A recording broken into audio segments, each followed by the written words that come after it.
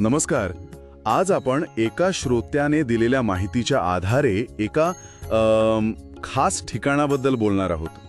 अहमदनगर जिल्ह्यातलं मढी नावाचं गाव हे श्री कानिफनाथांची संजीवन समाधी म्हणून खूप महत्वाचं आहे. तर या माहितीच्या आधारावर कानिफनाथांची गोष्ट काय आहे, मढीचं महत्त्व काय, हे सगळं समजून घेऊया. काय म्हणता, करूया सुरुवात? हो, नक्कीच. सुरुवात त्यांच्या जन्माच्या कथेपासून करूया का? कारण ती खूपच वेगळी आहे. हो, बरोबर. स्त्रोतात असं म्हटलंय की ब्रह्मदेवाचं वीर्य पृथ्वीवर पडणार होतं. ते वायुदेवानं झेललं आणि हिमालयात एका हत्तीणीच्या कानात सोडलं. अगदी. आणि मग तब्बल 16 वर्षांनी त्यातून कानिफनाथांचा जन्म झाला असं सांगतात. म्हणजे हत्तीणीच्या कर्णातून जन्म म्हणून कानिफनाथ. बरोबर. हो, बरोबर. नावामागची कथाही अशी आहे. यातून त्यांचं अलौकिकत्व पण दिसून येतं. पुढे मग जालंधरनाथांनी त्यांना आपलं शिष्य बनवलं. अच्छा. आणि बद्रीनाथ आश्रमात शिक्षण दिलं. हो, 12 वर्ष. मंत्र, तंत्र, अस्त्रविद्या सगळं शिकवलं. मग गोष्ट बंगालमध्ये कशी पोचते? म्हणजे त्यांचे गुरु तिथे गेले होते? हो, जालंधरनाथ तिथे गेले आणि त्यांची भेट राणी मैनावतीशी झाली. मैनावतीने त्यांना गुरु मानलं मोक्षप्राप्तीसाठी. पण तिच्या मुलाला म्हणजे राजा गोपीचंदाला हे पटलं नाही वाटतं. काहीतरी गैरसमज झाला आणि त्याने जालंधरनाथांना कैदेत टाकलं. अरे, मग इथे कानिफनाथांची एंट्री होते. अगदी. आपल्या गुरूंना सोडवण्यासाठी कानिफनाथ तिथे पोहोचले आणि तिथे एक विशेष गोष्ट घडली. काय? त्यांची भेट गोरक्षनाथांशी झाली. ते दुसऱ्या कामासाठी आले होते म्हणे. म्हणजे दोन महान सिद्ध पुरुष एकत्र आले. हो, आणि त्यांनी एकमेकांची शक्ती ओळखली.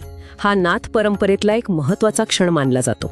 मग कानिफनाथांनी गोपीचंदाला आव्हान दिलं असणार. हो ना, आव्हान देऊन त्यांनी आपल्या गुरूंना सोडवलं. पण अजून एक गोष्ट आहे तिथे. कोणती? जालंधरनाथ खूप क्रोधित झाले होते गोपीचंदावर. साहजिक आहे. तर त्यांच्या क्रोधातून गोपीचंदाला वाचवण्यासाठी कानिफनाथांनी काय केलं की 5 मातीचे पुतळे उभे केले. मातीचे पुतळे कशासाठी? ते पुतळे गोपीचंदाऐवजी जळून भस्म झाले. म्हणजे गुरूंचा रागही शांत झाला आणि गोपीचंदाचे प्राणही वाचले. बापरे. म्हणजे हे तर कानिफनाथांचं सामर्थ्य आणि करुणा दोन्ही दाखवतं. अगदी बरोबर. केवळ शक्ती नाही तर विवेक आणि गुरुभक्ती पण दिसते यात. खरंय. या सगळ्या मोठ्या घटनांनंतर मग त्यांनी समाधी घेतली. हो, अहमदनगर जिल्ह्यातलं मढी गाव, तिथे फाल्गुन वद्य पंचमीला त्यांनी संजीवन समाधी घेतली. म्हणूनच मढी एवढं महत्वाचं तीर्थक्षेत्र झालं. हो, आणि ते फक्त समाधीस्थळ नाहीये, ते जागृत देवस्थान मानलं जातं.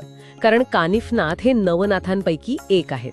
जागृत देवस्थान म्हणजे आजही तिथे अनुभव येतात लोकांना. हो, तशी श्रद्धा आहे. लोक नवस बोलतात आणि कानिफनाथ पावतात असा दृढ विश्वास आहे लोकांचा. अच्छा. आणि मंदिरात गाभारा, समाधी, गादीघर, होमकुंड असं बरंच काही आहे म्हणता. हो, विष्णू मंदिर आहे, मच्छिंद्रनाथांचं ठाणं आहे. म्हणजे संपूर्ण परिसरच श्रद्धेने भारलेला आहे. आणि ती ओळ, घेता नवनाथाचे नाम, होते न होणारे काम. अगदी. ही ओळ लोकांच्या मनातली ती श्रद्धाच दाखवते. म्हणजे कानिफनाथांची कथा फक्त चमत्कारांची नाहीये. नाही, मुळीच नाही.